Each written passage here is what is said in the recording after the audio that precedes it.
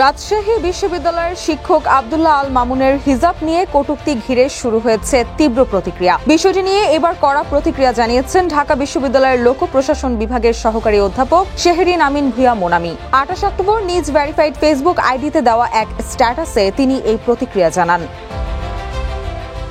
পোস্টে আল মামুনের স্ট্যাটাসটি শেয়ার করে মোনামি লিখেন, রাজশাহী বিশ্ববিদ্যালয়ের একজন শিক্ষকের এই পোস্টটি দুঃখজনকভাবে আমাদের মধ্যে লুকিয়ে থাকা সাংস্কৃতিক ও রাজনৈতিক গোঁড়ামি, ইসলাম ফোবিয়া এবং বৈষম্যমূলক মনোভাবকে প্রকাশ করেছে, যা কিছু একাডেমিক খেতাবের আড়ালে লুকিয়ে থাকে।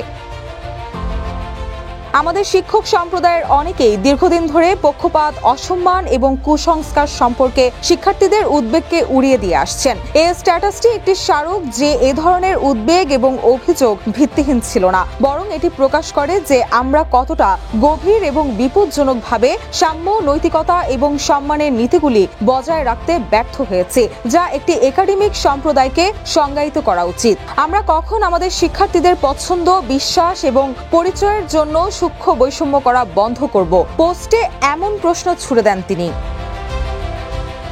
এর আগে রাবি শিক্ষক আল মামুনের দেওয়া ফেসবুক পোস্টে রাকসুতে নির্বাচিত নারী শিক্ষার্থীদের হিজাব পরিহিত শপথ অনুষ্ঠানের ছবি শেয়ার করে কটূক্তিপূর্ণ মন্তব্যের জেরে 27 অক্টোবর ক্যাম্পাসে উত্তেজনা ছড়িয়ে পড়ে এবং দিবাগত রাতে তার শাস্তির দাবি জানিয়ে বিক্ষোভ করেন শিক্ষার্থীরা। পরে প্রতিবাদের মুখে শিক্ষক মামুন তার কটূক্তি করা পোস্টটি সরিয়ে দুঃখ প্রকাশ করে একটি পোস্ট দেন।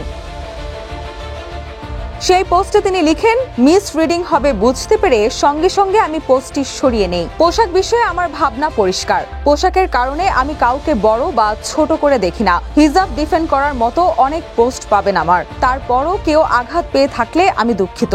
আমি সবসময়ই শিক্ষার্থীদের জন্য শুভকামনা করি।